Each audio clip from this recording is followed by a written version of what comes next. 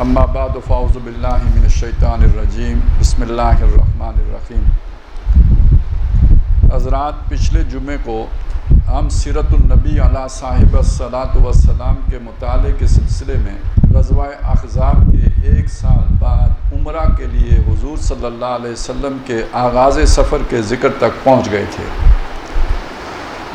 یہ سفر عمرہ کی بجائے صلح حدیبیہ پر منتج ہوا۔ گئے عمرہ کرنے پہ تھے، نتیجہ عمرہ نہیں نکلا، نتیجہ صلح نکلی، جو ماہ ذیقعدہ سن 6 ہجری میں منعقد ہوئی۔ یہ صلح سیرت النبی صلی اللہ علیہ وسلم یا ہمارے زیر بحث موضوع کے اعتبار سے نبی اکرم صلی اللہ علیہ وسلم کی انقلابی جدوجہد میں ایک بہت اہم موڑ یعنی ٹرننگ پوائنٹ کی حیثیت رکھتی ہے۔ چنانچہ آج آغاز میں سورہ فتح کی جن آیات مبارکہ کی میں نے تلاوت کی ہے، ان میں پہلی آیت جس سے یہ سورہ مبارکہ شروع ہوئی ہے یہ ہے کہ اِنَّا فَتَحْنَا لَكَ فَتْحًا مُبِينًا، کہ اے نبی صلی اللہ علیہ وسلم، ہم نے آپ کو ایک نہایت روشن اور واضح اور کھلی ہوئی فتح عطا فرمائی ہے۔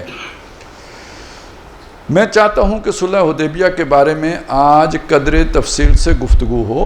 یہ بات ذہن میں رہے کہ سیرت النبی کا ہمارا یہ مطالعہ اس خاص زاویہ نگاہ اور نقطہ نظر سے ہو رہا ہے کہ ہم انقلابی جدوجہد کے مراحل، مدارج اور لوازم کو سیرت النبی صلی اللہ علیہ وسلم کے حوالے سے سمجھنا چاہتے ہیں تاکہ ہمیں اپنی جدوجہد کے لیے ان سے رہنمائی حاصل ہو۔ میں پچھلی مرتبہ یہ عرض کر چکا ہوں کہ غزوہ احزاب کے بعد نبی اکرم صلی اللہ علیہ وسلم نے اہل ایمان سے یہ فرما دیا تھا کہ لن تغزوکم قریش بعد عامکم ھذا ولکنکم تغزونہم، یعنی اس سال کے بعد قریش کو یہ جرت نہیں ہوگی کہ وہ تم پر حملہ آور ہوں۔ یہ آخری بار تھی انہوں نے تم پر چڑھائی کی ہے، آئندہ انیشیٹو تمہارے ہاتھ میں ہوگا، یعنی آئندہ پہل تمہاری جانب سے ہوگی، اب اقدام تم کرو گے۔ حضور کا خواب، چنانچہ اگلے ہی سال سن 6 میں آپ نے خواب دیکھا، اور آپ کو معلوم ہے کہ نبی کا خواب ایک بھی وہی ہوتا ہے جس میں آپ کو یہ دکھایا گیا کہ آپ اور آپ کے ساتھی اہل ایمان عمرہ ادا کر رہے ہیں۔ خواب ہر ایک کا وہی ہوتا ہے، نبی کا خواب اللہ کی وحی ہوتا ہے، عام آدمی کا خواب شیطان کی وحی بھی ہو سکتا ہے۔ اچھا، آپ شیطان کی وحی پہ چونک نہ جائیں، قرآن مجید نے یوخی بعضهم الی بعض زخرف القول غرورا کے الفاظ استعمال کیے ہیں، اور ان الشیاطین لیوخون الی اولیاءہم لیجادلوکم کے الفاظ بھی ہیں، تو وہی شیطان بھی کرتا ہے۔ تو عام آدمی کے خواب کا یہ نہیں پتہ ہوتا کہ یہ جو ہے نا شیطانی وحی ہے یا رحمانی جو ہے نا وہ ادھر سے کوئی اشارہ ہوا ہے۔ نبی کا محفوظ ہوتا ہے، اس میں شیطانی مداخلت ہو نہیں سکتی۔ تو آپ کو معلوم ہے کہ نبی کا خواب بھی وہی ہوتا ہے جس میں آپ کو یہ دکھایا گیا کہ آپ اور آپ کے ساتھی اہل ایمان عمرہ ادا کر رہے ہیں۔ اس کو نبی اکرم صلی اللہ علیہ وسلم نے اللہ تعالیٰ کی طرف سے ایک غیبی اشارہ اور حکم سمجھ کر اعلان عام کرا دیا کہ ہم عمرہ کے لیے جائیں گے، جو ہمارے ساتھ جانا چاہے وہ چلے۔ ساتھ چلنے والے صحابہ اکرام کی تعداد کے بارے میں مختلف روایات ہیں، 1400 سے لے کر 2000 تک کی تعداد کا ذکر مختلف روایات میں ملتا ہے، تاہم زیادہ تر روایات کے مطابق تعداد 1400 تھی۔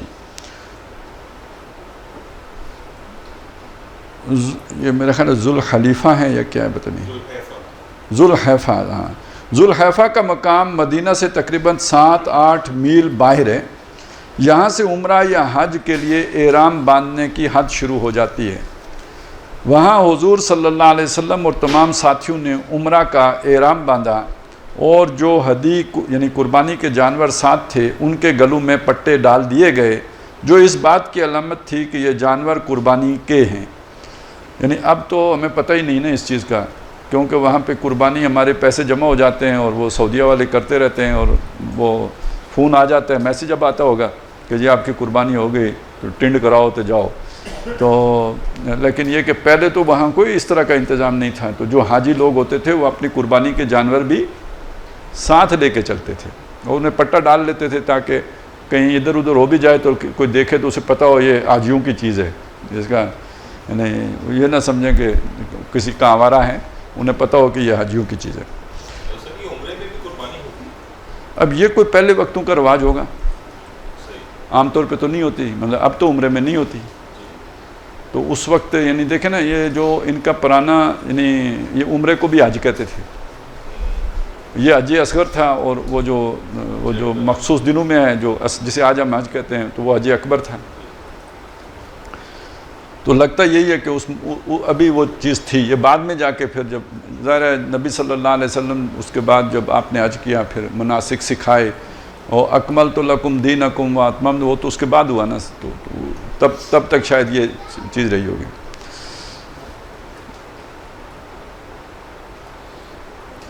ان کاموں سے فارغ ہو کر آپ صلی اللہ علیہ وسلم نے مکہ کی طرف سفر جاری رکھا، حتیٰ کہ حدیبیہ کے مقام پر جا کر پڑاؤ کیا۔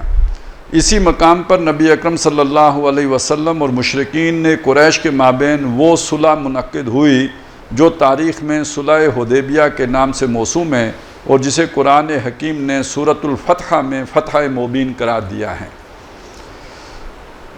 آج کل میرا خیال ہے یہ شمسیہ کہلاتی ہے یہ جگہ، آپ جدہ سے جب جا رہے ہوں تو رستے میں یہ آ جاتی ہے، شمسیہ کے نام سے۔ ہاں جی جی۔ اہل مکہ کا رد عمل۔ نبی اکرم صلی اللہ علیہ وسلم ادھر حدیبیہ کے مقام پر قیام فرمایا، ادھر قریش کے علم میں آ گیا کہ حضور عمرہ کے ارادے سے تشریف لائے ہیں، تو انہوں نے اعلان کر دیا کہ ہم محمد صلی اللہ علیہ وسلم اور ان کے ساتھیوں رضوان اللہ تعالی علیہم اجمعین کو کسی صورت میں بھی مکہ میں داخل نہیں ہونے دیں گے، بلکہ انہوں نے اپنے تمام حلیفوں کو پیغام بھیج دیا کہ وہ سب آئیں اور قریش کی مدد کریں تاکہ سب مجتمع ہو کر اپنی پوری قوت کے ساتھ محمد صلی اللہ علیہ وسلم کا راستہ روک سکیں۔ نبی اکرم کو بھی یہ خبریں پہنچ رہی تھیں۔ بدیل ابن ورقہ خزائی بنو خزاع کے قبیلے سے تعلق رکھتے تھے جو مکہ اور مدینہ کے مابین آباد تھے۔ اس قبیلے کا کچھ دوستانہ تعلق قریش کے علاوہ نبی اکرم صلی اللہ علیہ وسلم کے ساتھ بھی تھا، تو حضور نے بدیل ابن ورقہ کو اس کام کے لیے مامور کیا کہ وہ مکہ والوں کی خبر لا کر دیں کہ صورتحال کیا ہے۔ انہوں نے آ کر خبر دی کہ قریش نے ایک بہت بڑا لشکر جمع کر لیا ہے اور ان کا عزم مصمم ہے کہ وہ کسی صورت میں بھی آپ کو مکہ میں داخل نہیں ہونے دیں گے۔ حضور صلی اللہ علیہ وسلم نے ان سے فرمایا کہ تم مکہ جا کر قریش سے ہماری طرف سے کہو کہ ہمارا جنگ کا کوئی ارادہ نہیں ہے، کسی سے لڑنے بھیڑنے کی ہماری کوئی نیت نہیں ہے، ہم محض عمرہ کے لیے آنا چاہتے ہیں، اور قریش کو سمجھاؤ کہ تمہیں پہلے بھی ان جنگوں کے سلسلے نے بہت نقصان پہنچا دیا ہے، اب بہتر یہی ہے کہ ہمارے اور ان کے مابین کچھ عرصہ کے لیے صلح ہو جائے اور قریش ہمیں عرب کے دوسرے قبائل سے نمٹنے کے لیے آزاد چھوڑ دیں تاکہ ہم بقیہ عرب کے ساتھ اپنے معاملات طے کر لیں۔ اسی میں خیر ہے، اسی میں بہتری ہے، وہ ہمیں پرامن طور پر عمرہ کرنے دیں اور مزاحمت کا ارادہ ترک کر دیں۔ حضور کے اس پیغام کے ساتھ بدیل ابن ورقہ مکہ پہنچے، وہاں ان کی ایک بڑی چوپال میں جا کر، یعنی اس وقت کی پارلیمنٹ سمجھ لیں، جو بھی ڈی چوک چلے گئے، چوپال میں جا کر جہاں قریش کے مختلف بڑے بڑے گھرانوں کے سردار جمع تھے، انہوں نے کہا کہ میں محمد صلی اللہ علیہ وسلم کی طرف سے ایک پیغام لایا ہوں، اگر آپ حضرات اجازت دیں تو عرض کروں۔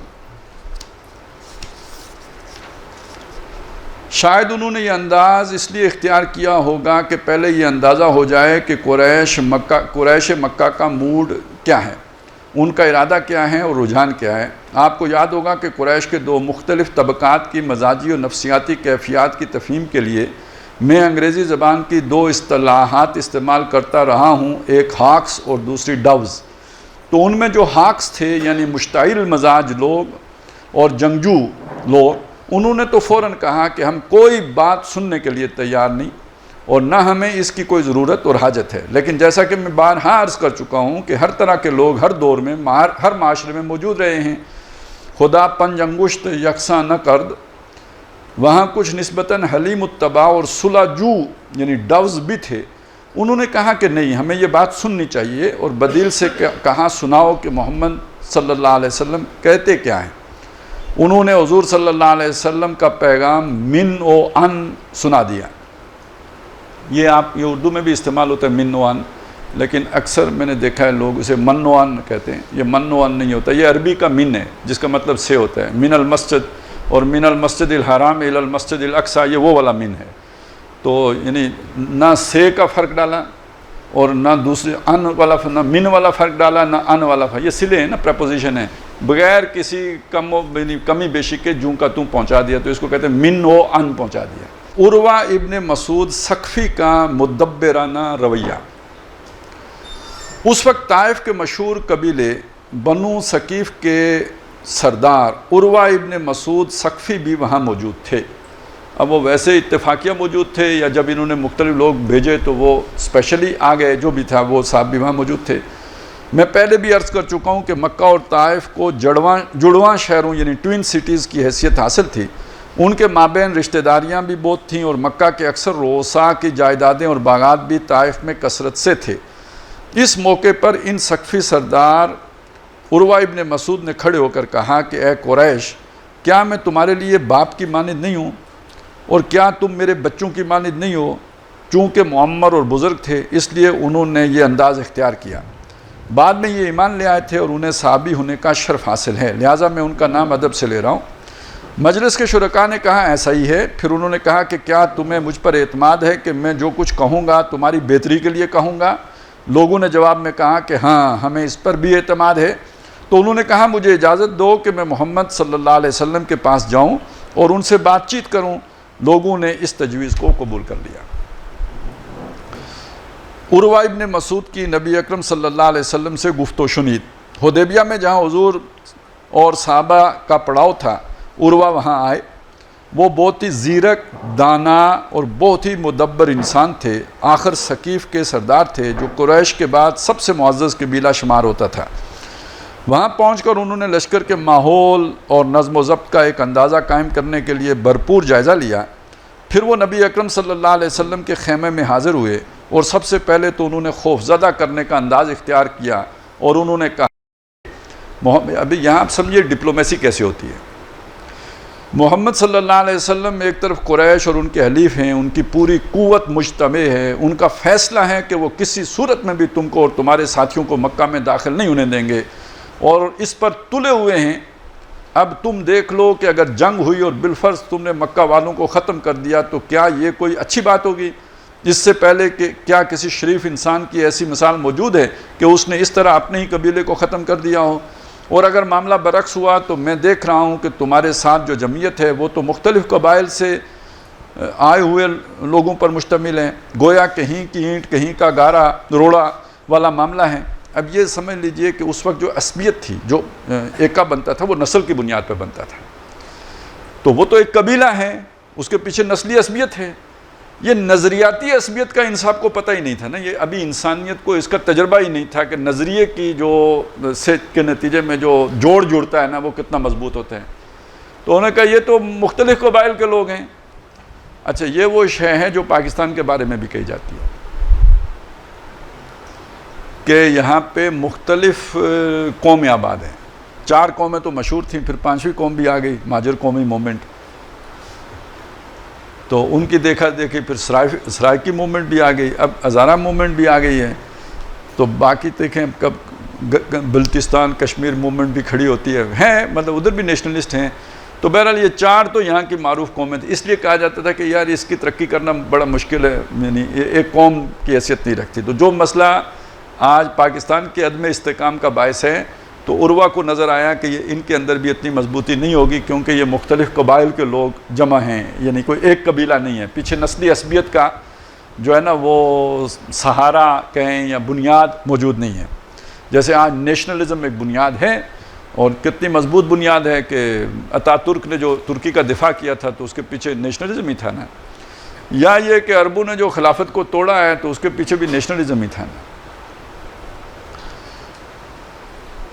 چنانچہ عروہ ابن مسعود نے یہ بات اپنے تجربے کی بنیاد پر کہی تھی. صدیق اکبر کا رد عمل رضی اللہ تعالیٰ عنہ.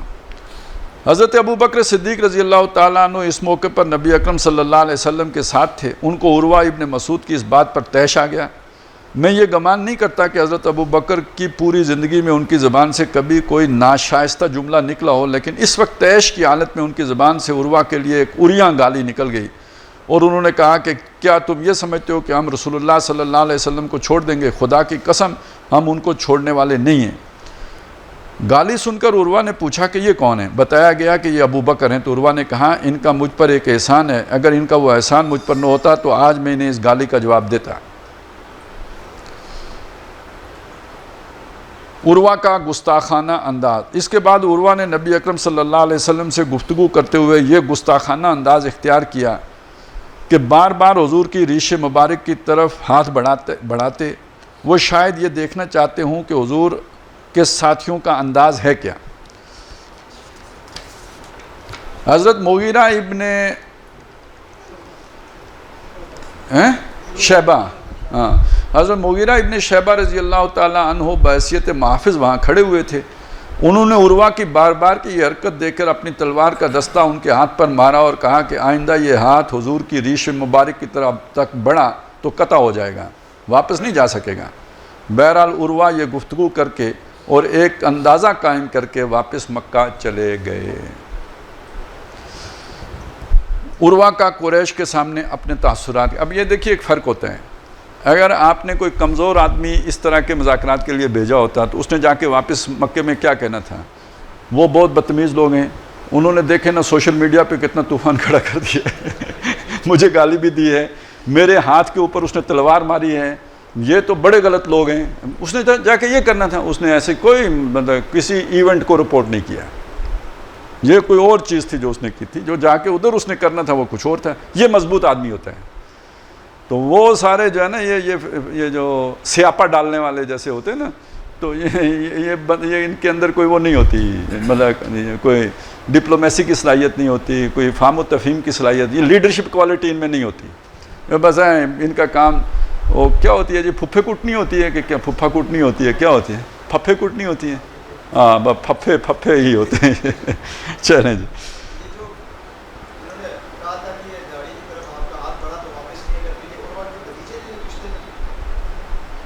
یہ نہیں، یہ مغیرہ ابن شیبہ ہیں، یہ تو مکی ہیں میرا خیال ہے، یہ تو ہو سکتے ہیں، پتہ نہیں، مجھے نہیں پتہ۔ ہاں ٹھیک ہے، پھر خون ایک ہی ہو تو اس طرح کا جوابات ہے نا۔ اچھا جی، مکہ پہنچ کر عروہ ابن مسعود نے قریش کے سرداروں کے سامنے جو رپورٹ پیش کی، اس سے ان تاثرات کا اندازہ ہوتا ہے جو اہل ایمان کے لشکر کے نظم و ضبط، ان کے جوش و خروش اور ان کی فدائیانہ کیفیات کو دیکھ کر ان کے دل و دماغ پر مترتب ہوا تھا۔ انہوں نے کہا، اے قریش کے لوگوں دیکھو، میں کیسر و کسریٰ کے ایوانوں میں گیا ہوں، یعنی میں سینئر بیوروکریٹ ہوں، مطلب کوئی ڈپلومیٹ ہوں، میں کیسر و کسریٰ کے ایوانوں میں گیا ہوں، میں نے ان کے دربار دیکھے ہیں، ان کا ٹھاٹھ باٹھ دیکھا ہے، لیکن خدا کی قسم میں نے کسی بادشاہ کو اس کی اپنی قوم میں ایسا محترم نہیں دیکھا جیسا کہ محمد صلی اللہ علیہ وسلم کو اپنے اصحاب میں دیکھا ہے۔ میں نے اپنی آنکھوں سے دیکھا ہے کہ جو لوگ محمد صلی اللہ علیہ وسلم کے ساتھ ہیں اور وہ جتنی محبت ان کو محمد صلی اللہ علیہ وسلم کے ساتھ ہے اور جتنی عقیدت و توقیر اور عزت محمد صلی اللہ علیہ وسلم کی ان کے دلوں میں ہے اور اپنے دین کی جو حمیت اور فدائیانہ جذبہ ان کے دلوں میں ہے، وہ مجھے پوری زندگی میں کہیں بھی دیکھنے میں نہیں آیا۔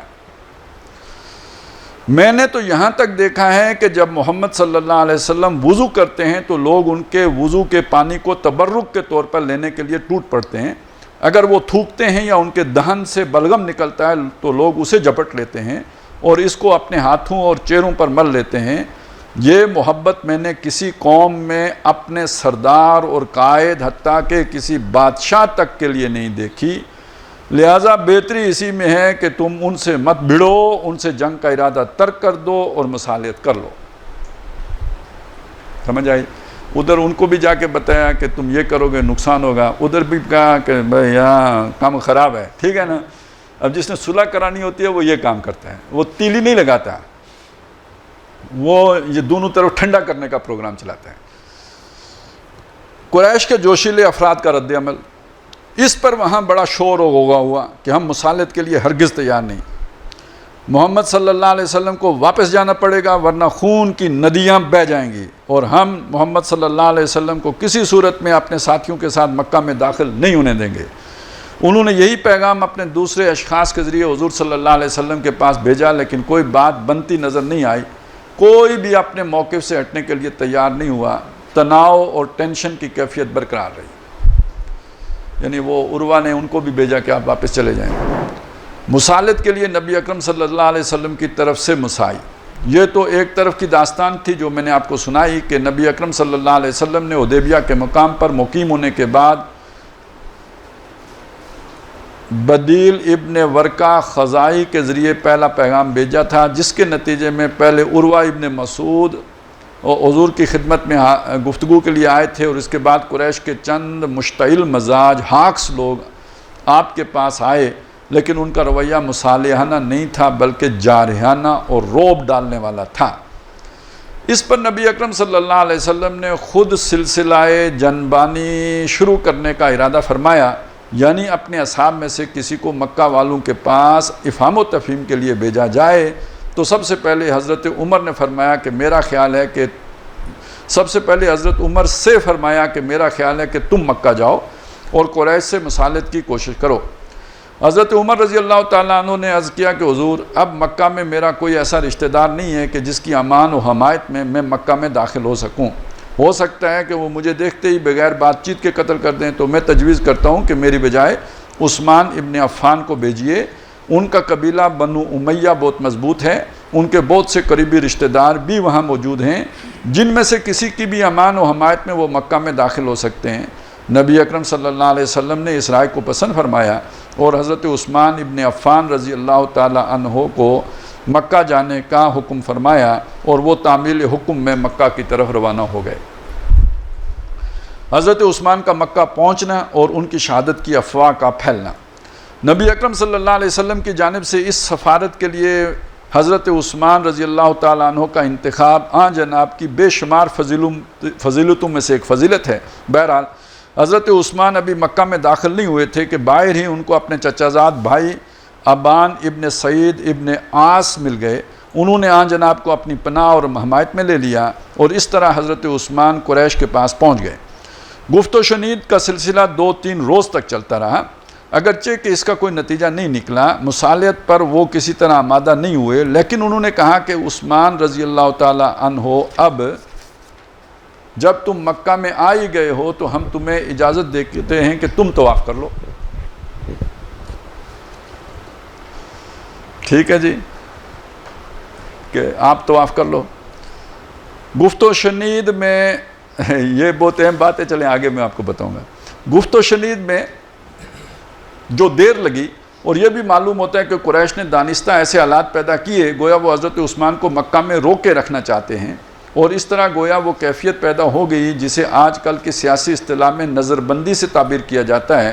دریں حالات یہ خبر اڑ گئی کہ حضرت عثمان رضی اللہ تعالیٰ عنہ کو شہید کر دیا گیا ہے۔ بیعت رضوان، بیعت علی الموت۔ حضرت عثمان رضی اللہ تعالیٰ عنہ کی شہادت کی جب نبی اکرم صلی اللہ علیہ وسلم کو خبر پہنچی تو آپ نے وہ بیعت لی جو کتب سیر میں بیعت رضوان کے نام سے مشہور و معروف ہے، اور جس کا ذکر سورہ فتح کی آیت نمبر 18 میں ہے۔ پہلے آیت سن لیجئے جس سے بیعت رضوان کی اصطلاح ماخوذ ہے۔ لقد رضی اللہ عن المؤمنین اذ یبایعونک تحت الشجرۃ فعلم ما فی قلوبہم فانزل السکینۃ علیہم واصابہم فتحا قریبا۔ اے نبی، بے شک اللہ مومنوں سے راضی ہو گیا جب وہ درخت کے نیچے آپ سے بیعت کر رہے تھے، اور اسے ان کے دلوں کا حال معلوم تھا، لہٰذا اس نے ان پر سکینت یعنی قلبی اطمینان و سکون نازل فرمایا اور انعام میں ان کو فتح قریب بخشی۔ بیعت علی الموت۔ حدیبیہ کے مقام پر کوئی چھوٹا سا درخت تھا جس کے سائے میں نبی اکرم صلی اللہ علیہ وسلم تشریف فرما ہو گئے، اور وہاں آپ نے فرمایا کہ اب ہر مسلمان مجھ سے بیعت کرے، ایک عہد کرے۔ اس بیعت کے بارے میں 2 روایات ہمیں ملتی ہیں۔ ایک تو یہ کہ یہ بیعت علی الموت حضور صلی اللہ علیہ وسلم نے موت تھی، حضور صلی اللہ علیہ وسلم نے فرمایا کہ ہر مسلمان میرے ہاتھ پر موت کی بیعت کرے، چاہے ہم سب ہلاک ہو جائیں، لیکن عثمان کے قتل اور خون کا بدلہ لیے بغیر یہاں سے ہرگز نہیں ہٹیں گے۔ پیچھے ایک فٹ نوٹ رہ گیا، یہ ہے کہ حضرت عثمان کے مکہ جانے کے بعد بعض صحابہ رسول نے کہا کہ عثمان کو خانہ طواف مبارک ہو۔ حضور تک جب یہ قول پہنچا تو حضور نے فرمایا کہ مجھے یقین ہے کہ اگر عثمان عرصہ دراز تک بھی مکہ میں رہ جائیں تو بھی وہ اس وقت تک طواف نہیں کریں گے جب تک کہ میں طواف نہ کر لوں۔ تو حضرت عثمان نے طواف نہیں، وہ پیشکش قبول نہیں کی۔ میں نے کہا بعد میں آپ کو بتاؤں گا، تو کیا بتانا چاہتا ہوں، یہ جب آپ ایکٹیو ریزسٹنس میں آتے ہیں نا، جس میں آج کل ہمارے خان صاحب ہیں، تو اس میں پھر یعنی آفریں ہوتی ہیں، وعدہ معاف گواہ بن جاؤ، جیسے یہاں پہ طواف کر لو، ٹھیک ہے نا، نہیں آپ تو خواہ آپ تو بڑے شریف آدمی ہیں، تو چلیں کوئی بات نہیں، ہم آپ کو ریسٹ ہاؤس میں ٹھہرا لیتے ہیں، ٹھیک ہے جی، آپ رات کو گھر چلے جائیں جی، کوئی مسئلہ نہیں ہے، صبح آ جائیے گا، افسروں کو نہ پتہ چلے۔ یہ حربے ہوتے ہیں،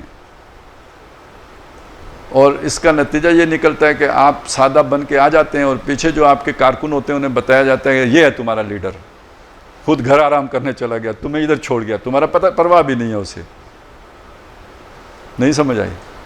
ہاں جی، تو پھر اس وقت آفریں قبول نہیں کی جاتی ہیں، یعنی بندے ایسے ہونے چاہیے، اور طواف نہیں کرتے پھر، اینا نیک ہونے دی لوڑ کوئی نہیں ہے گی۔ اب فقہی اعتبار سے دیکھیں کہ ان کے لیے تو طواف میں کوئی رکاوٹ نہیں رہ گئی تھی، تو طواف کیے بغیر عمرہ کھول دینا، احرام کھول دینا، تو فقہ تو اس کی اجازت نہیں دیتی، لیکن یہ کہ وہ اب ان کو دین کی سمجھ ہم سے زیادہ تھی نا، نہیں کیا، وہ آفر قبول نہیں کی۔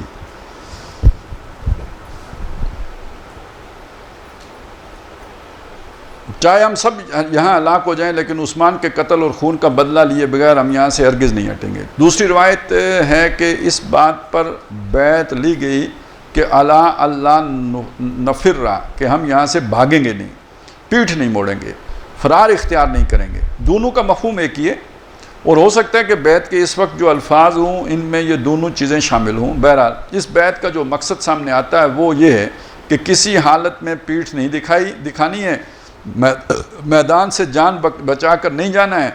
آپ کو معلوم ہوگا کہ جان بچانے کی چند شکلیں ہیں، وہ ہیں جن کی سورہ انفال کے اندر اجازت دی گئی ہے، جن کو جائز ٹھہرایا گیا ہے، مثلا یہ کہ پینترا بدلنا مقصود ہو، یا کوئی جنگی حکمت عملی یعنی اسٹریٹجک جس کا تقاضا ہے کہ پیچھے ہٹ جایا جائے۔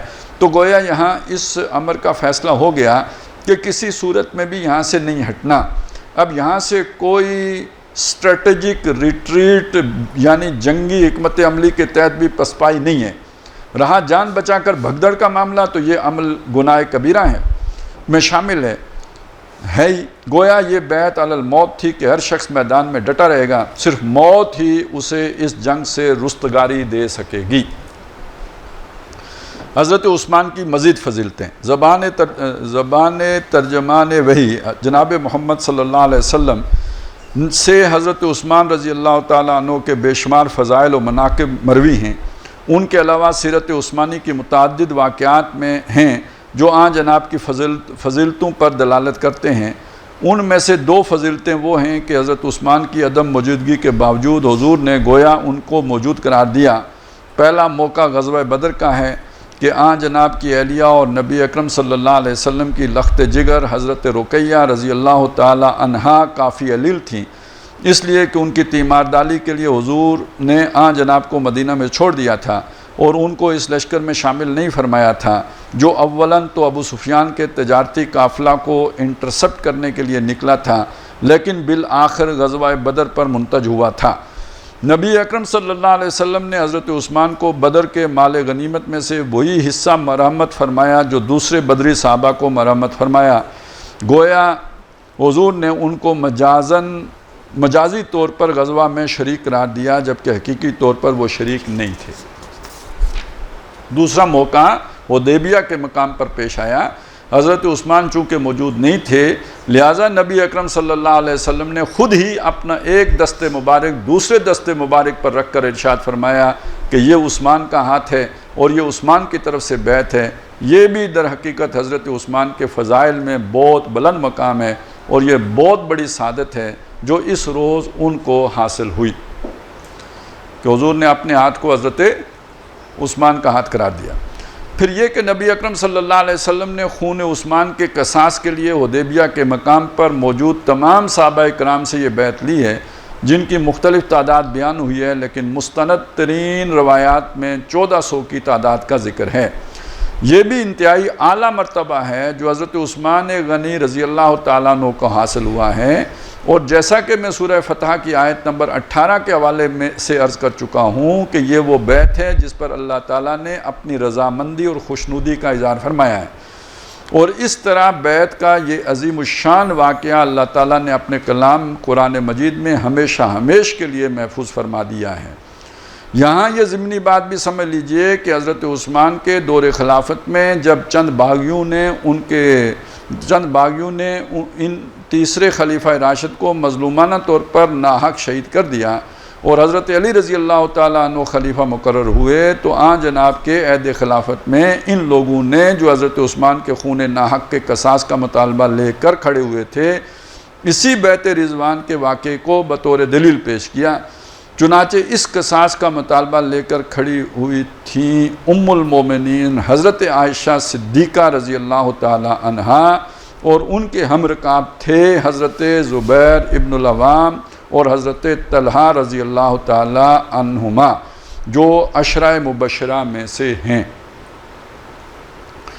اس بیعت کی ضرورت کیا تھی؟ انتہائی غور طلب بات یہ ہے کہ حضور کو یہ بیعت لینے کی ضرورت کیا تھی۔ حضور کے ساتھ جو 14 یا 1500 افراد آئے تھے، ان میں سے کوئی بھی اس بیعت میں پیچھے نہیں رہا۔ صرف ایک شخص جد ابن قیس کے بارے میں روایات میں آتا ہے کہ وہ اپنے اونٹ کے پیچھے چھپ کر بیٹھا ہوا تھا کہ مجھے کوئی دیکھ نہ لے، اس نے بیعت نہیں کی۔ اس کے سوا بقیہ تمام لوگوں نے بیعت کی۔ جد بن قیس ہے کیا یہ؟ ہاں، اس شخص کا سفر تبوک کے ضمن میں بھی ذکر آتا ہے کہ اس موقع پر اس کا نفاق بالکل کھل گیا تھا، یہ در حقیقت منافق تھا۔ بہرحال اس بیعت کے بارے میں غور و فکر کے بعد میرا موقف یہ ہے کہ یہ در حقیقت نبی اکرم صلی اللہ علیہ وسلم نے اپنے بعد والوں کے لیے ایک سنت چھوڑی ہے، ورنہ حضور کے ساتھ جو اشخاص آئے تھے ان میں سے جد ابن قیس جیسا کوئی دوسرا شخص شاید ہی ہو۔ اگر حضور جنگ کا فیصلہ فرما دیتے تو میں یقین سے عرض کرتا ہوں کہ ان مومنین صادقین میں سے کوئی شخص بھی کسی صورت میں پیٹھ دکھانے والا نہیں تھا، لیکن اس کے باوجود حضور صلی اللہ علیہ وسلم بیعت لے رہے ہیں، تو در حقیقت یہ اس لیے لی گئی کہ بیعت کا اصول اور بیعت کا یہ عمل آنے والوں کی رہنمائی کے لیے سیرت مطہرہ علی صاحب الصلاۃ والسلام میں بحیثیت سنت ہمیشہ ہمیش کے لیے ثبت ہو جائے۔ یہ بیعت رضوان اس اعتبار سے ایک نہایت روشن دلیل ہے کہ کسی خاص اور اعلیٰ مقصد کے لیے جیسے ہجرت اور جہاد بیعت لینا سنت ثابتہ ہے۔ ورنہ غور کیجئے کہ صحابہ کرام رضوان اللہ تعالیٰ علیہم اجمعین میں کوئی شخص بھی ایسا ہو سکتا تھا کہ نبی اکرم صلی اللہ علیہ وسلم بیعت لیے بغیر خون عثمان کے قصاص کے لیے جنگ کا حکم دیتے تو اس سے اعراض کرتا۔ پھر یہی نہیں بلکہ مختلف مواقع پر انہی مخلص و صادق صحابہ کرام سے مختلف امور کے لیے حضور کا بیعت لینا احادیث صحیحہ سے ثابت ہے۔ چنانچہ انہی احادیث سے یہ اصول مستنبط ہوتا ہے کہ اعلاء کلمت اللہ یعنی اقامت دین، اظہار دین الحق علی الدین کل، تکبیر رب یعنی انقلاب محمدی کی جدوجہد کے لیے جو حیت اجتماعیہ وجود میں آئے وہ بیعت ہی کے اصول پر قائم ہو، یہی سنت کا تقاضا ہے۔ بس اس میں بریکٹ میں اضافہ کر لیجئے جب وہ حالت اقدام میں ہو۔ قریش کے رویے میں لچک اور سہیل ابن عمر کا گفتگو کے لیے تقرر۔ جب قریش نے ایک طرف یہ دیکھا کہ حضور صلی اللہ علیہ وسلم کسی دھمکی سے مرعوب ہونے والے نہیں ہیں، دوسری طرف ان کے حلیم متبع اشخاص نے اپنا اثر و رسوخ استعمال کیا اور قریش کے سامنے خون ریزی کے ہولناک نتائج رکھے، تو بالآخر ان کی سمجھ میں یہ بات آ گئی کہ اگر کوئی مصالحت ہو جائے تو وہ بہتر ہوگا۔ لہٰذا آخر کار انہوں نے مصالحانہ گفتگو کے لیے سہیل ابن عمر کو حضور صلی اللہ علیہ وسلم کے پاس بھیجنے کا فیصلہ کیا۔ یہ سہیل ابن عمر ان کے بڑے متحمل اور مدبر سرداروں میں شمار ہوتے تھے۔ چنانچہ روایات میں آتا ہے کہ جب نبی اکرم صلی اللہ علیہ وسلم کو خبر ملی کہ اس مرتبہ سہیل ابن عمر گفتگو کے لیے آئے ہیں تو حضور نے فرمایا کہ اس کا مطلب ہے کہ قریش مصالحت پر آمادہ ہو گئے ہیں. جیسے آج کل بینچ بنتا ہے تو پتہ لگ جاتا ہے کہ فیصلہ کیا ہوگا. آپ نے ڈپلومیسی کے لیے بندہ کون سا بھیجا ہے اس سے بھی پتہ لگ جاتا ہے. اس موقع پر نبی اکرم صلی اللہ علیہ وسلم اور سہیل ابن عمرو کے مابین جو گفتگو ہوئی جس کے نتیجے میں صلح حدیبیہ طے پایا، اس کا ذکر میں آگے کروں گا. فی الحال یہ بات نوٹ کر لیجئے کہ فتح مکہ کے بعد یہ سہیل ابن عمرو بھی ایمان لے آئے اور حضور کے صحابی ہونے کے شرف سے مشرف ہوئے. نبی اکرم صلی اللہ علیہ وسلم کی وفات کے فوراً بعد ارتداد کا جو فتنہ اٹھا اس کے اثرات مکہ تک بھی پہنچے، لیکن یہ سہیل ابن عمرو رضی اللہ تعالی عنہ نہ صرف خود ثابت قدم اور اسلام پر قائم رہے بلکہ چونکہ نہایت شعلہ بیاں خطیب بھی تھے، لہٰذا اپنے مؤثر و مدلل خطبات کے ذریعے مکہ والوں کو اس فتنہ ارتداد سے بچانے میں انہوں نے اہم کردار ادا کیا. صلح نامہ کی تحریر، شرائط اور چند اہم واقعات. اس موقع پر بھی پیش نظر رہے کہ قریش کو بیعت رضوان کی خبر پہنچ چکی تھی جس پر ان میں کافی سراسیمگی پھیل گئی تھی. اس لیے انہوں نے سہیل ابن عمرو کو اپنی طرف سے نمائندہ بنا کر بھیجا تھا کہ وہ ایسی شرائط پر مصالحت کر لیں جو قریش کے لیے آبرومندہ نہ ہوں، سبکی کا باعث نہ ہوں. وہ جب حضور کی خدمت میں حاضر ہوئے اور انہوں نے مصالحت کا اندیہ ظاہر کیا اور گفت و شنید کے بعد طے ہوا کہ صلح نامہ تحریر کر لیا جائے تو نبی اکرم صلی اللہ علیہ وسلم نے صلح نامہ تحریر یعنی ڈکٹیٹ کرانا شروع کیا. حضرت علی رضی اللہ تعالیٰ عنہ کاتب کا فرض سرانجام دے رہے تھے. حضور نے فرمایا لکھو بسم اللہ الرحمن الرحیم. سہیل ابن عمرو نے فوراً ٹوک دیا کہ نہیں، ہم بسم اللہ الرحمن الرحیم سے واقف نہیں ہیں، ہم تو ہمیشہ سے بسمک اللہم استعمال کرتے رہے ہیں، لہذا یہی الفاظ لکھے جائیں گے. ہم آپ کے الفاظ بسم اللہ الرحمن الرحیم تسلیم کرنے کے لیے تیار نہیں. حضور نے فرمایا ٹھیک ہے لکھ دو بسمک اللہم، فرق کوئی واقع نہیں ہوتا. اس کے بعد حضور نے حضرت علی سے فرمایا کہ لکھو کہ یہ وہ صلح ہے جو محمد الرسول اللہ اور قریش کے مابین منعقد ہوئی. سہیل ابن عمرو نے فوراً دوسرا اعتراض جڑ دیا کہ محمد الرسول اللہ کے الفاظ نہیں لکھے جا سکتے، اس لیے کہ اس پر تو ہمارا سارا تنازع ہے. ظاہر ہے کہ صلح نامہ کے نیچے فریقین کے دستخط ہوں گے، یہ پوری عبارت گویا دونوں کے مابین متفقن علیہ ہوگی، لہذا اس میں اگر آپ کا نام رسول اللہ لکھا ہوا ہے تو ہم اگر آپ کو رسول اللہ مان لیں تو کوئی جھگڑا ہی نہ رہے، کوئی تنازع باقی نہ رہے. پھر صلح کا کیا سوال؟ پس آپ کے نام کے ساتھ رسول اللہ لکھا نہیں جائے گا. سہیل ابن عمرو کا یہ اعتراض قانونی اعتبار سے درست تھا، ویلڈ تھا. اس سے اندازہ ہوتا ہے کہ ذہین اور مدبر شخص تھے. نبی اکرم صلی اللہ علیہ وسلم نے اس اعتراض پر مسکراتے ہوئے فرمایا کہ تم مانو یا نہ مانو میں اللہ کا رسول ہوں. اب یہ جو باریک چیزیں ہوتی ہیں نا، آپ کو پھر مجھے ایک تماشے کی بات یاد آ گئی، لطیفے کی بات کہہ رہے ہیں. لطیفہ نہیں ہے، حقیقت ہے. یہ آپ کو پتہ ہے نا، یہ جو سود والا یہ مسئلہ ہے نا، تو یہ 82 میں یا 80 میں یہ جو وہ بل منظور ہوا تھا،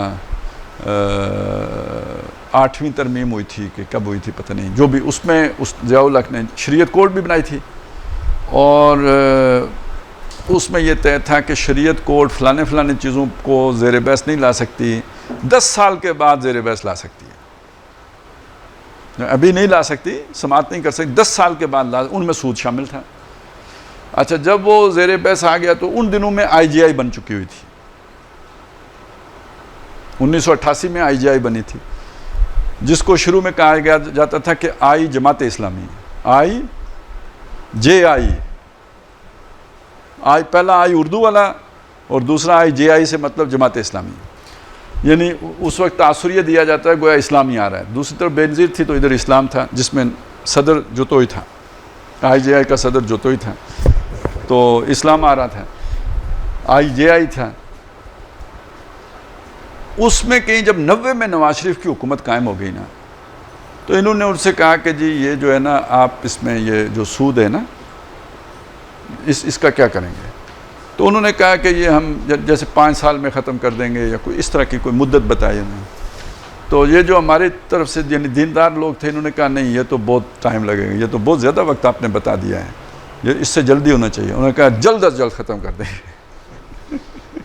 تو اس کے بعد انہوں نے کہا ہاں یہ ٹھیک ہے، جلد از جلد ختم کر دیں. وہ جلد از جلد آج تک نہیں آیا. وہ 10 سال تھے نا، وہ تو آ گئے 10 سال، آخر آ گئے. یہ 5 سال کہہ رہے تھے تو 5 سال نے بھی آخر آ جانا تھا. انہوں نے کہا نہیں 5 سال بہت لمبے ہیں، تو جلد از جلد. تو اب آپ کو سمجھ آئی کہ یہ جو اس طرح کے جو معاہدے ہوتے ہیں نا، اس کے اندر یہ ان چیزوں کی کتنی اہمیت ہوتی ہے. انہوں نے رسول اللہ کٹوایا، بسم اللہ کٹوایا، ٹھیک ہے نا، اور اپنا فائدہ لیا. ہم نے پہلے سے جو 5 سال تھے وہ کٹوائے اور جلد از جلد شامل کروایا. یہ بھی کہا جاتا ہے نا کہ جب پاکستان بنا تو شروع میں نہرو نے یا کس نے تجویز پیش کی، لیاقت علی خان کا، یعنی قائد اعظم وفات پا چکے تھے، لیاقت علی خان صاحب وزیر اعظم تھے، تو ان سے یہ بات کہی گئی کہ یہ 2 ریاستیں اور بھی تھیں نا، کشمیر بھی تھی، حیدرآباد اور جوناگڑھ بھی تھا، 3 ریاستوں کا پھڈا تھا. تو انہوں نے کہا یار یہ جوناگڑھ اور حیدرآباد تو تمہیں مل بھی نہیں سکتی نا، یہ تو بیچ میں انڈیا کے، یہ کدھر تمہیں ملیں گے، یہ ہمیں دے دو، کشمیر تم لے لو. یہ انڈیا نے تجویز پیش کی. کہا بھائی بات یہ ہے ہم تینوں لیں گے ہم ایک نہیں لیں گے، تینوں لیں گے. تو وہ انہوں نے 2 پہ تو قبضہ کر لیا اور تیسری ابھی تک لٹکی ہوئی ہے.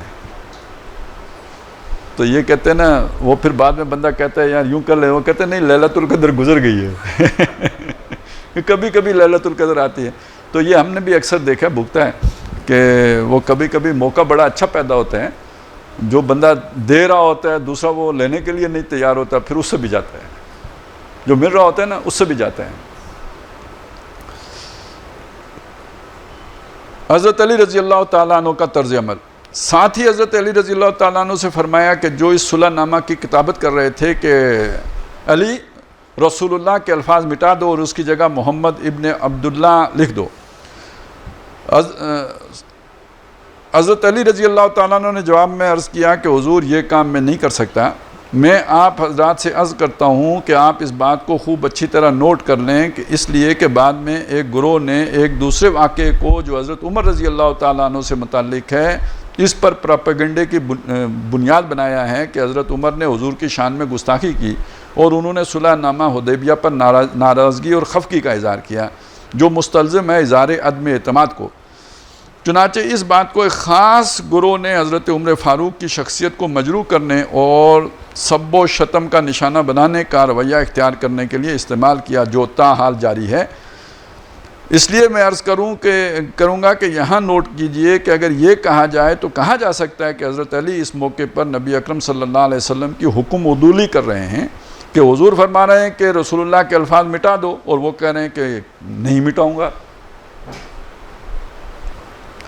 اس موقع پر حضور نے پھر مسکراتے ہوئے فرمایا کہ کہاں ہیں وہ الفاظ، چونکہ آپ تو امی تھے صلی اللہ علیہ وسلم، دنیاوی طور پر لکھنا پڑھنا آپ نہیں جانتے، آپ نے سیکھا نہیں تھا. تو حضرت علی نے وہ مقام بتایا اور حضور نے اپنے دست مبارک سے وہ الفاظ مٹا دیے. پھر وہاں لکھا گیا محمد ابن عبداللہ ابن عبد المطلب اور قریش کے مابین یہ معاملہ طے پائے گا. معاہدے کی شرائط.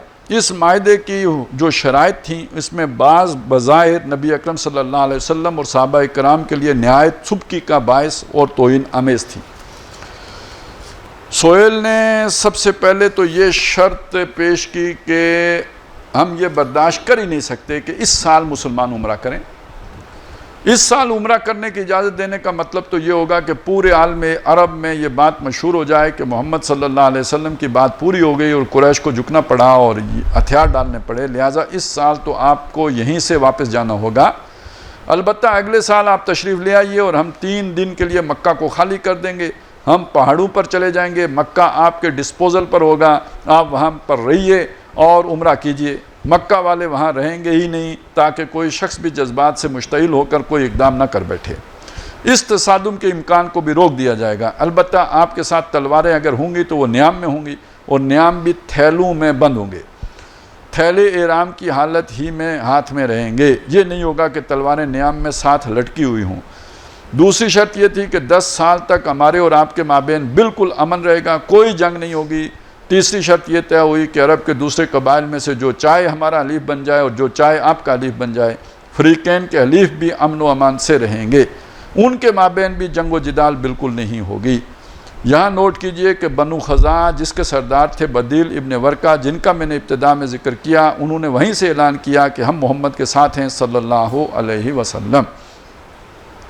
بنو بکر ایک دوسرا قبیلہ ہے جس کی بنو خزاع سے پرانی دشمنی تھی، اس نے فوراً دوسرا رخ اختیار کر لیا کہ ہم اس معاہدے کی روح سے قریش کے حلیف ہیں۔ اب یہ اصل میں اگر آپ کو پنجاب میں دیہات کی سیاست کا پتہ ہونا کہ وہ ایک برادری گئی نا پیپلز پارٹی میں، اب تو خیر کہنا چاہیے پی ڈی ایم میں، تو دوسری لازمی جائے گی پی ٹی آئی میں، وہ برادریوں جن کا شریکہ چل رہا ہوتا ہے۔ یہ دیہات کی زیادہ تر سیاست اسی اصول پر چلتی ہے کہ ایک برادری اگر ادھر گئی تو دوسری اس کے مخالف جائے گی۔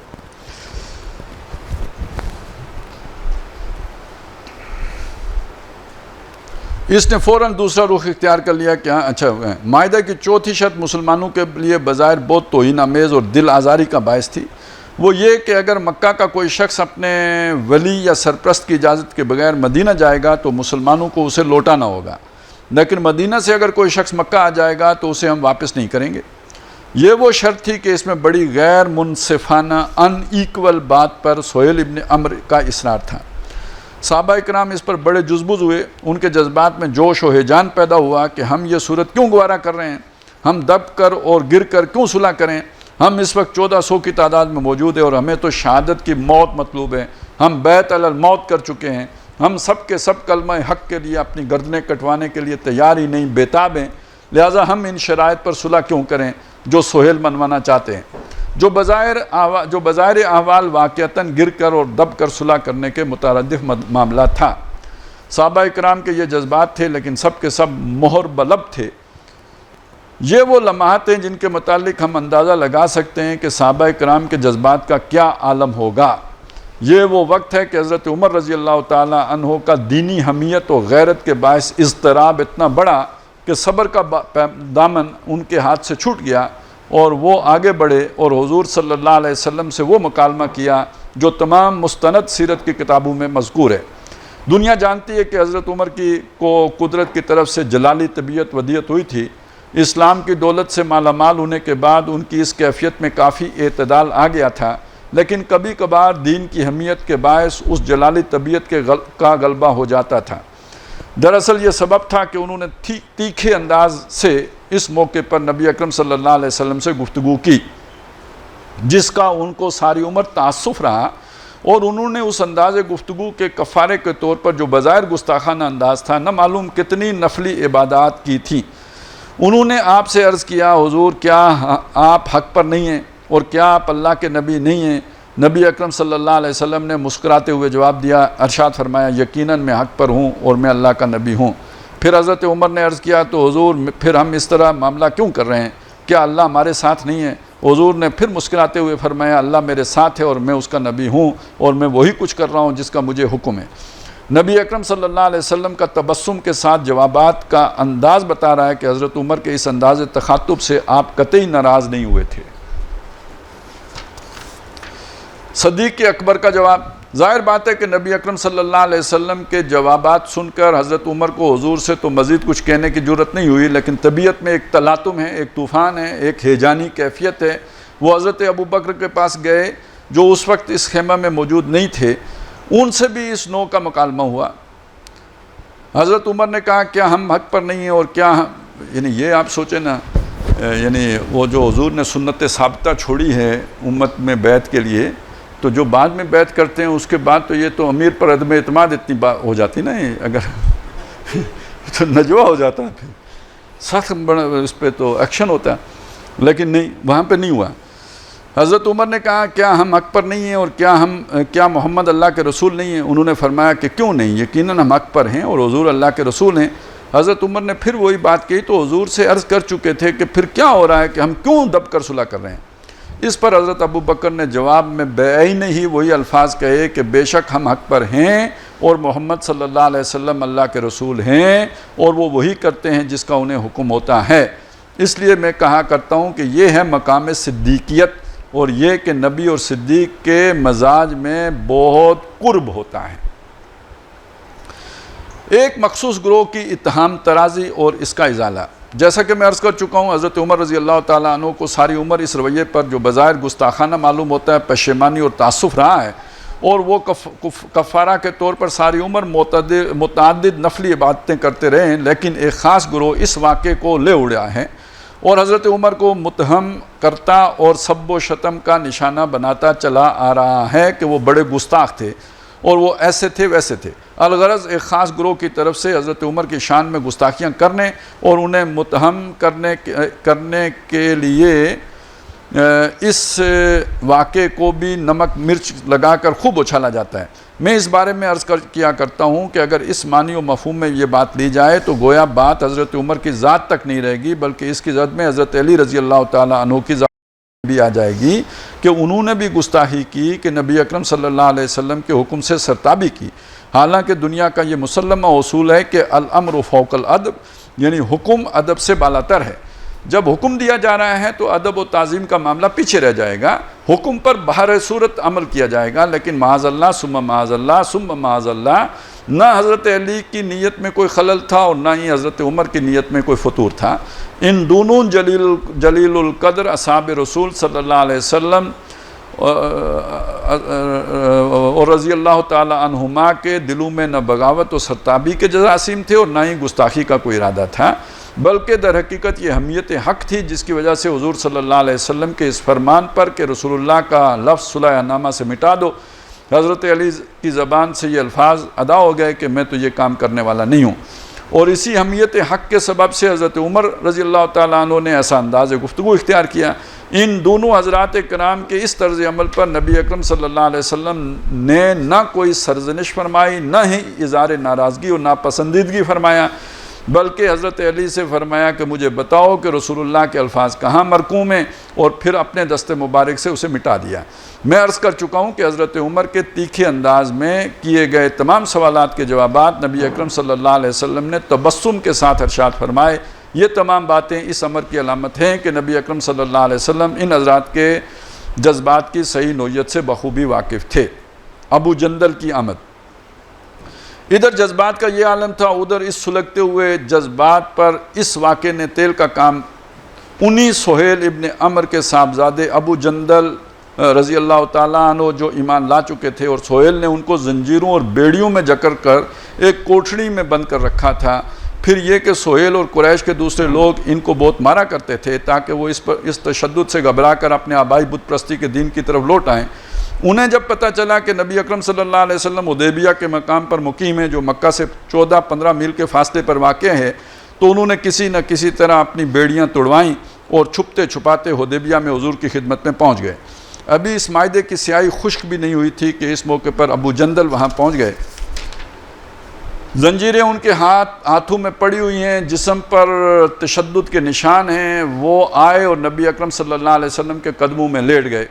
سہیل ابن عمر نے فوراً کہا، یہ ہے پہلا معاملہ، صلح کی جو شرائط ہمارے مابین طے ہو چکی ہیں، میں ان کے مطابق آپ کو ابو جندل کو میرے حوالے کرنا ہوگا۔ حضور نے فرمایا کہ شرائط ضرور طے ہو گئی ہیں، لیکن تم ان کو تو ہمارے ساتھ رہنے کی اجازت دے دو۔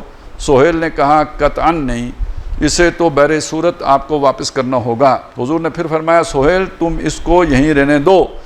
اس نے فوراً کہا، پھر ہمیں کوئی صلح نہیں چاہیے، شرائط کل عدم، اب تلوار ہی ہمارے درمیان فیصلہ کرے گی۔ حضور نے فرمایا کہ اچھا تم نہیں مانتے تو ٹھیک ہے، صلح کی شرائط باقی رہیں گی، جنگ سے صلح بہتر ہے۔ ابو جندل چیخ رہے ہیں اور اب انہوں نے خیمے میں موجود مسلمانوں سے استغاثہ کیا کہ مسلمانوں مجھے کن بھیڑیوں کے حوالے کر رہے ہو؟ اب آپ اندازہ کیجئے کہ جذبات کا کیا عالم ہوگا۔ سب کے دل مجروح تھے لیکن جوش سے لبریز تھے، سینوں میں دل بیتاب تھے کہ رسول اللہ صلی اللہ علیہ وسلم کا ذرا سا بھی اشارہ ہو جائے تو تلواریں نیام سے نکل آئیں۔ واقعہ یہ ہے کہ یہ مرحلہ صحابہ کرام رضی اللہ تعالیٰ عنہم کی اطاعت شعاری کا بڑا کڑا اور بڑا شدید اور بڑا نازک امتحان تھا جس سے اللہ تعالیٰ نے ان کو گزارا۔ نبی اکرم صلی اللہ علیہ وسلم کی حضرت ابو جندل کو نصیحت۔ بہرحال سہیل ابن عمر کی ضد اور اصرار کو دیکھ کر نبی اکرم صلی اللہ علیہ وسلم نے فیصلہ فرما دیا کہ ابو جندل کو سہیل کے حوالے کر دیا جائے، اور ان سے مخاطب ہو کر فرمایا کہ اے ابو جندل صبر کرو، اللہ تعالیٰ تمہارے لیے اور دوسروں کے لیے جو انہی حالات میں مظلومانہ طور پر مقید ہیں کوئی نہ کوئی راستہ نکال دے گا۔ ہم صلح کی شرائط طے کر چکے ہیں اور ان کی روح سے ہم پابند ہیں کہ تمہیں واپس کر دیں۔ چنانچہ سہیل اپنے بیٹے کو اپنے ساتھ واپس لے گئے۔ صحابہ کا غیر معمولی طرز عمل۔ اب جب کہ صلح ہو گئی، اس پر دستخط ثبت ہو گئے اور سہیل واپس چلے گئے، تو نبی اکرم صلی اللہ علیہ وسلم نے صحابہ اکرام سے فرمایا کہ اب اٹھو، قربانی کے لیے جو جانور ساتھ لائے ہو ان کی یہیں پر قربانیاں دے دو اور احرام کھول دو۔ اب آپ اس وقت مسلمانوں کے جذبات کا جو عالم تھا اس کا اندازہ کیجئے۔ ہوا یہ کہ ایک شخص بھی نہیں اٹھا۔ جذبات کی یہ کیفیت تھی کہ گویا ان کے اعصاب و اعضاء بالکل شل ہو گئے ہیں، حرکت کرنے کی بھی ان میں طاقت نہیں ہے، اس درجے ان کے دل بجھے ہوئے ہیں۔ ان کا جوش و خروش تو یہ تھا کہ وہ جان نثاری اور سرفروشی دکھائیں اور اللہ کے دین کی راہ میں گردنیں کٹوا کر سرخرو ہو جائیں۔ ان الفاظ مبارکہ کی تعمیل میں جو سورہ احزاب میں وارد ہو چکے تھے،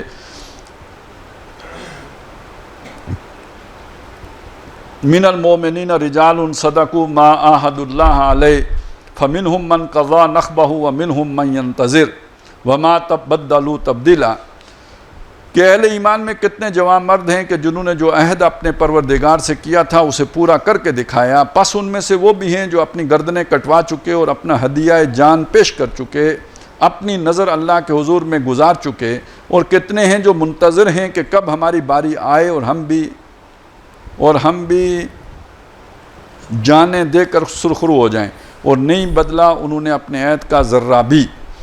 تو اس وقت صحابہ اکرام رضوان اللہ تعالی علیہم اجمعین کی یہ کیفیت تھی۔ معلوم ہوا کہ اس وقت حضرت علی، حضرت عمر رضی اللہ تعالی عنہما سے جو جذباتی کیفیت صادر ہوئی وہ صرف ان دونوں کی نہیں تھی بلکہ تمام مسلمانوں کی تھی۔ سبھی کے دل شکستہ تھے۔ ہم تصور نہیں کر سکتے کہ نبی اکرم صلی اللہ علیہ وسلم حکم دے رہے ہیں کہ اٹھو قربانیاں دے کر احرام کھول دو، اور کوئی ایک شخص بھی نہیں اٹھ رہا۔ دوسری مرتبہ حکم دیا کہ اٹھو یہیں قربانیاں کرو اور احرام کھول دو، پھر بھی کوئی نہیں اٹھا۔ صحابہ کے ذہن میں تو یہ تھا کہ ہم مکہ جائیں گے، کعبہ کا طواف اور صحیح کریں گے اور پھر قربان گاہ پر قربانیاں کریں گے، جو جانور ساتھ ہیں وہ تو ہدی ہیں کعبہ کی، اب یہاں پر ہم قربانیاں کیسے کر دیں؟ حضور صلی اللہ علیہ وسلم نے تیسری مرتبہ پھر فرمایا اٹھو قربانیاں دے دو اور احرام کھول دو۔ میں تصور بھی نہیں کر سکتا کہ کسی اور موقع پر اس کا امکان بھی ہو سکتا ہے۔ سوال یہ ہے کہ ایسا کیوں ہوا؟ یہ اس لیے ہوا کہ صحابہ اکرام کی جذباتی کیفیت ایسی تھی کہ وہ اس صورتحال کے لیے ذہناً تیار نہیں تھے۔ وہ اپنی جانیں دینے اور گردنیں کٹوانے کے لیے تو تیار تھے، لیکن جن شرائط پر صلح ہوئی تھی اسے ان کے اعصاب اور مزاج قبول نہیں کر رہے تھے، اور ان کے اعصاب گویا شل ہو کر رہ گئے۔